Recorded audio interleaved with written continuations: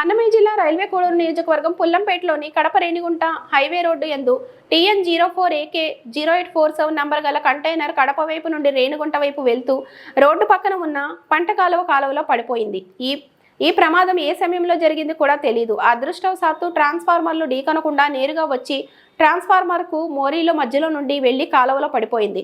ట్రాన్స్ఫార్మర్లను ఢీకొని ఉంటే పెద్ద ప్రమాదమే జరిగేది. ప్రమాదం జరిగిన తర్వాత లారీలో డ్రైవరు, క్లీనరు ఎంతమంది ఉన్నారు అనే విషయం కూడా తెలియదు. ప్రమాదం జరిగిన తర్వాత డ్రైవర్కు కానీ క్లీనర్కు కానీ గాయాలయ్యాయా లేదా అనే విషయం కూడా తెలియదని సంబంధిత పుల్లంపేట ఎస్ఐ తెలిపారు.